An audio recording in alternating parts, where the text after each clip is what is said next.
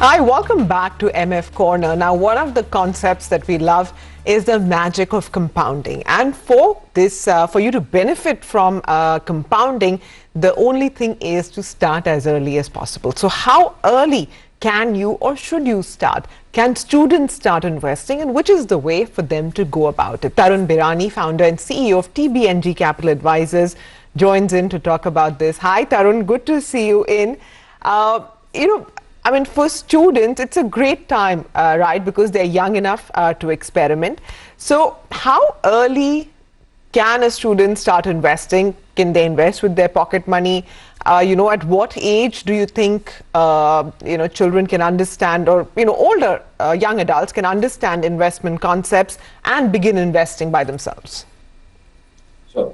So thanks, Mara, for calling me and to a subject which is again very close to me, because I feel this is a subject which can make a very large impact to a country like India, which has almost 40% and less population in that student category. So it has a large impact to be made.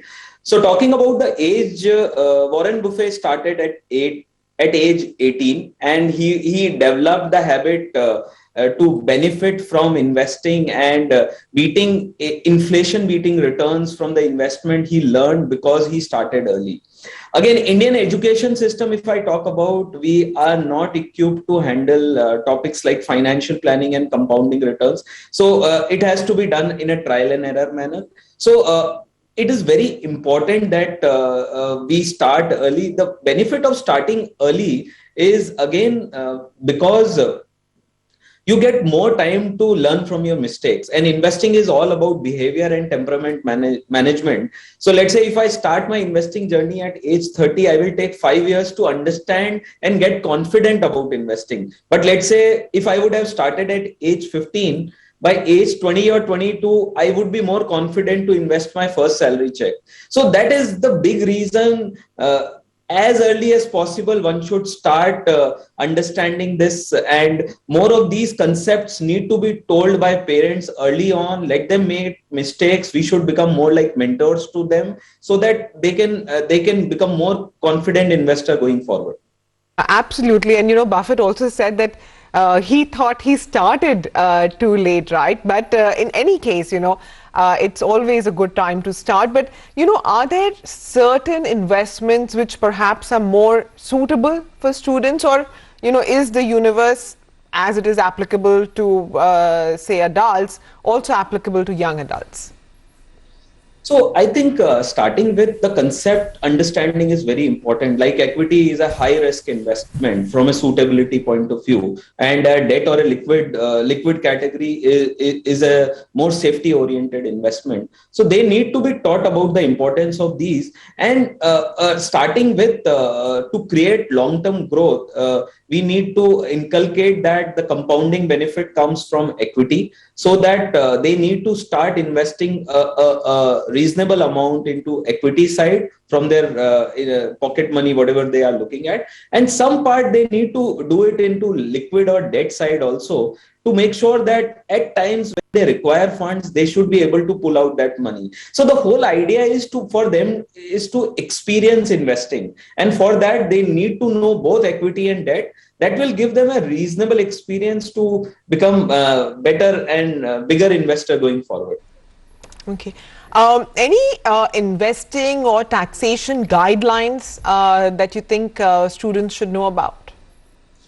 So to start with, on a guideline term, I would recommend start with good diversified mutual fund would be a great way to kickstart investing, because that will give them a flavor, as well as from a tax efficiency point of view. This is the best investment, which from a long-term gain point of view is 10% taxable. Again, one very important thing to be for minors investing, the income gets clubbed in their parents' income. For the higher paying parent, again, husband and wife both are working, so the one who is getting higher salary, the income will get added in their salary.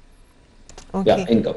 And once, say, a student has started investing, eventually they're going to move on to their first job. How should they look to scale up this portfolio when they earn their first salary? So on scaling up, Sumera, my suggestion would be for a normal investment. Also, I always recommend that one should do that suitability, the goal study before investing. And that goal-based approach will help them to become more serious investors. So the first important part is they need to define their short-term, medium-term, and long-term goals. Once they start getting into employment or salary, and after that they need to start getting into investing based on these bucketing of their short-term, long-term, and medium-term. So this objective-oriented investing is the one thing which will help them to succeed as better investor going forward. Okay. Tarun, anything about, which are the investing concepts which are particularly important for young adults? Like, if the children are very little, we try to teach them about money, maybe budgeting. As they get older and, they actually want to start experimenting with, making a portfolio, etc. What are the 2 or 3 most important concepts?